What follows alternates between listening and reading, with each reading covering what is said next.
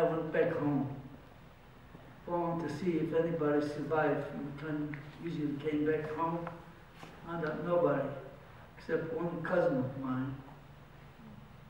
He was a year younger than I. And we went back to Germany, because at that time in Poland was very bad.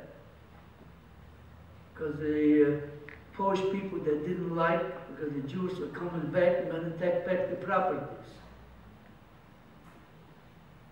So anyway, I went back to Germany, and we lived in Germany until 1945. There was no place you could go. At one time, they said they registered, you can go to Canada. So we went and registered to go to Canada. Nothing happened. You have to wait until they call you. And a few weeks later, a friend of mine told me, I said, no, go to Munich, you can register to go to America. So we went to Munich, registered to go to America. And so America came up, coded before. And so we came to America. But actually, in Germany, we had very good life. For 4 years, we lived very good. We had cars and motorcycles, few of us.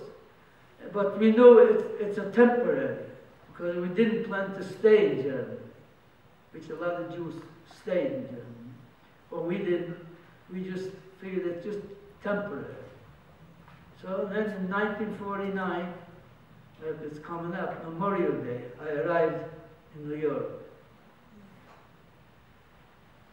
And I was in Pennsylvania for about 6 months, and then I came to California. And here I am. So if anybody got any questions to ask? Yes. How old were you? 16 at the time. 16 at the time. Yeah. When I came to America, I think I was about 23 or 24.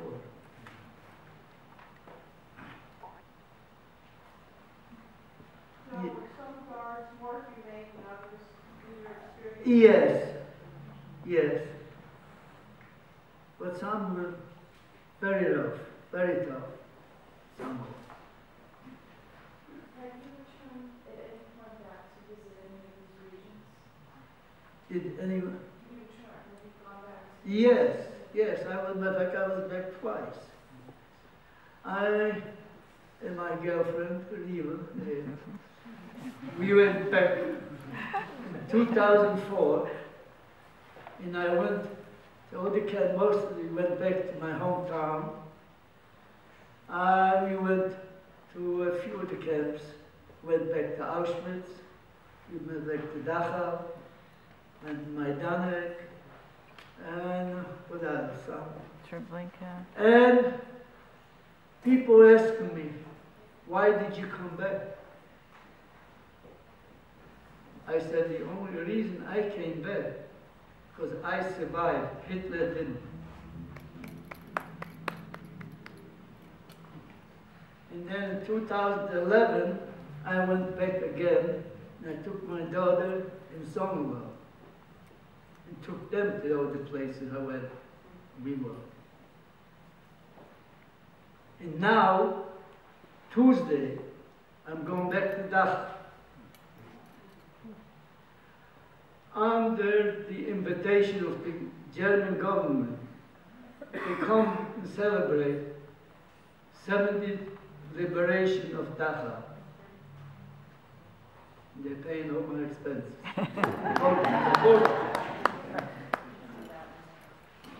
Yes. How did you keep them from breaking your spirit? To break the spirit. Well, that's a lot of, you see these pictures here, those boards here, and I talk to the kids, a lot of kids ask you the same question. He said, what kept you going? how come you didn't get disappointed or you didn't give up? I always say, I always have hope. Don't give up. Think tomorrow will be a better day.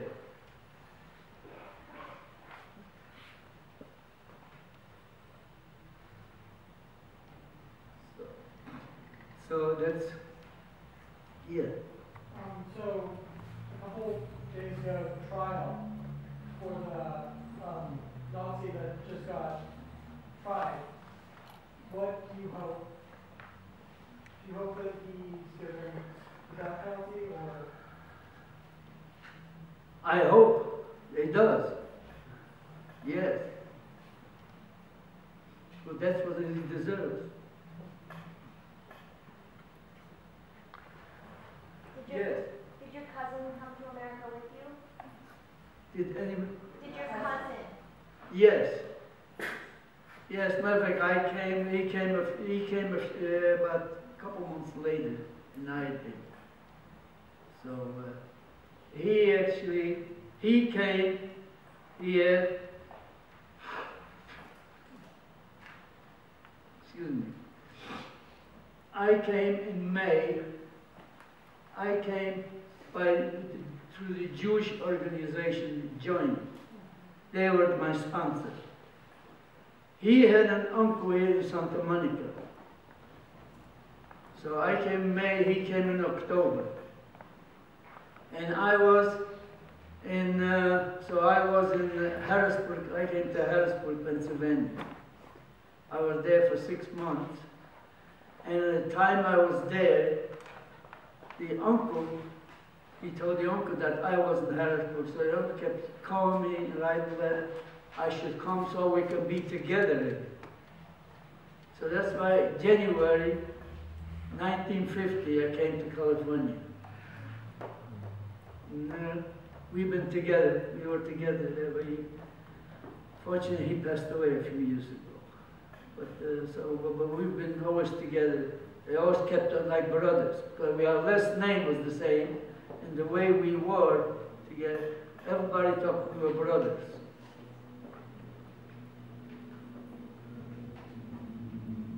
Yes.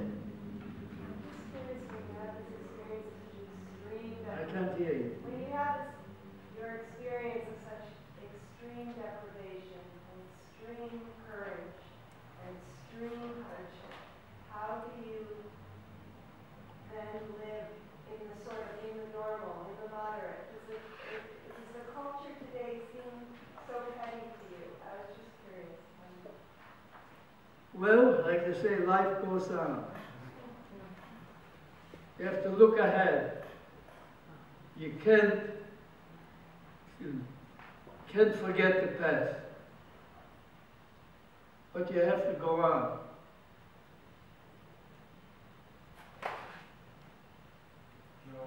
Tell them what kind of work you found here and what developed out of it.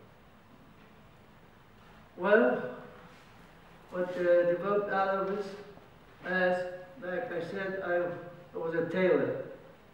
And I came here to California with my cousin's uncle. He had a store in the Riverside. And I came here.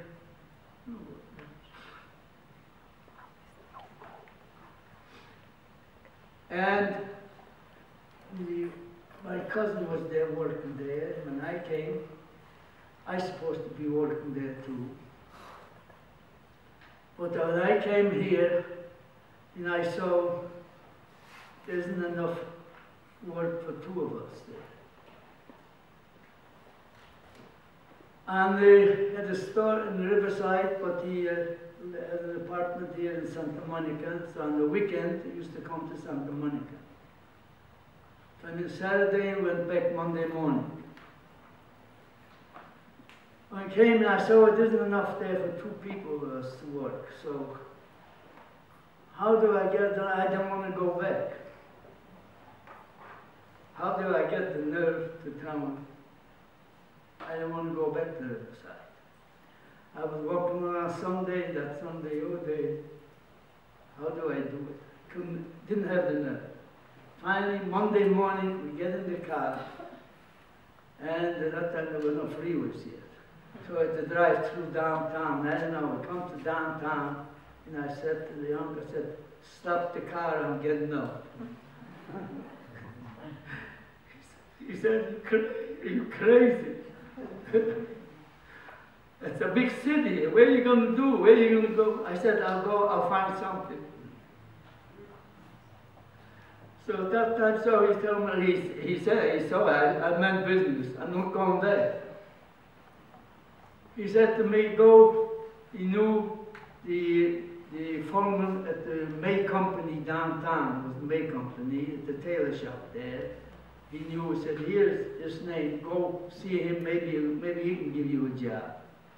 And if not, he had a son-in-law who was doing sponging materials before he goes to the factory, shrinking material. So I said, no, go see Irvin, here's the address, he'll send you to a factory. So I went to May Company, he didn't have, so I went to see Irvin. So he called up a factory, okay, send him over. I had a job. I got a job. So I got a job now and I need a place to stay. At that time, Boyle Heights was moving to West Adams. So the Jewish neighbor was going to West Adams. So I got that was the red streetcar. We had a red streetcar going there. So I got on the car. And I figured best let him get off the car and I'll look around and see where some sign, a room for it. So I found a sign, a room for it. So I rented a room. Okay, I got a room and I have a job. But the problem was only that this job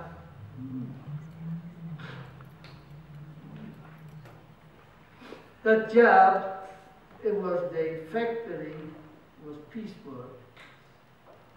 And I guess next to the factory had a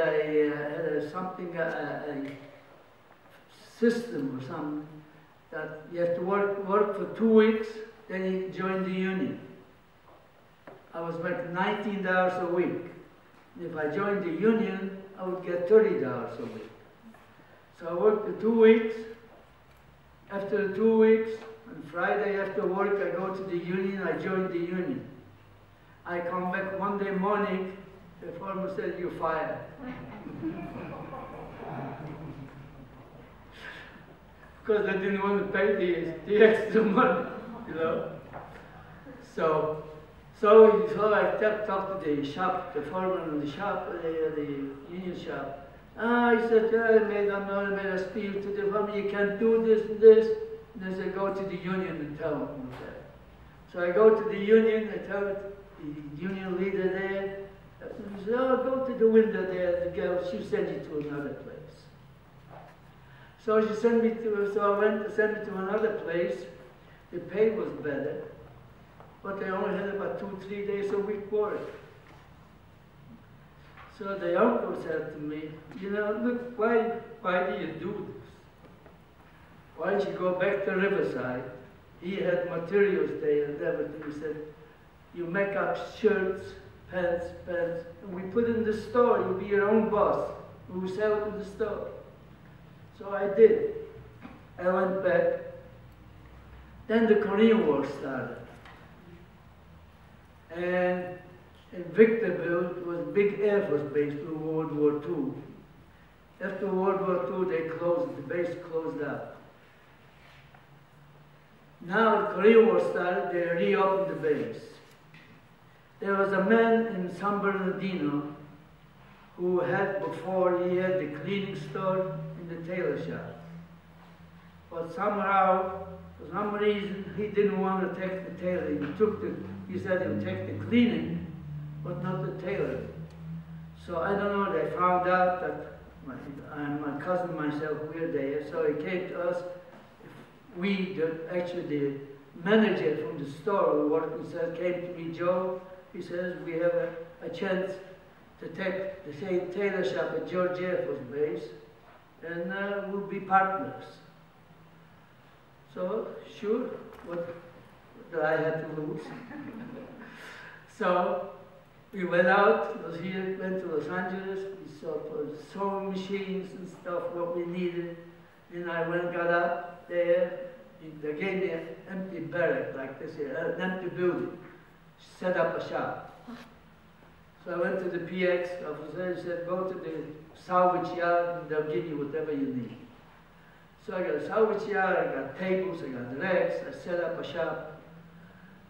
And the National Guard was mobilized and they were coming to work.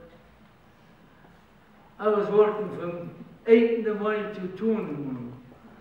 I had 3 girls working, and then I wanted to get my cousin out of Riverside, and I said to him, Pete, I need Mark. So I got my cousin out there too.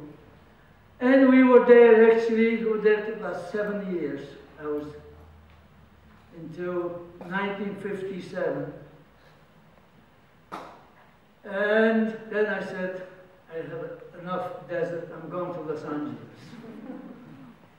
I'm going to open a store in Los Angeles.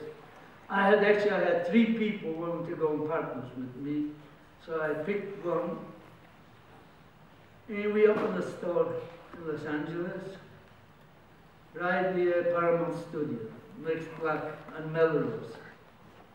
And we were there for 37 years.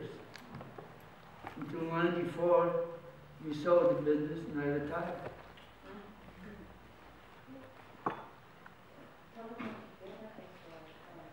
What you did after the store on Melrose? How much? What you did? Oh, what I did? Well, we had military uniforms. A store of military uniforms. We had uniforms for every branch of the service. Plus, there are lots of organizations who use the same uniforms with different insignias. Who do you make uniforms for? We're trying to get to an answer. I know the answer. I don't try the uniforms anymore, do you? But you make them for studios. But also, we did business with all the major studios. Movies and TV. With all the studios. We did most of the movies, military movies you saw, till 1994, came uniforms from us. The Right Stuff, Top Gun, oh, the Russians are coming. They were all our uniform. The Love Boat.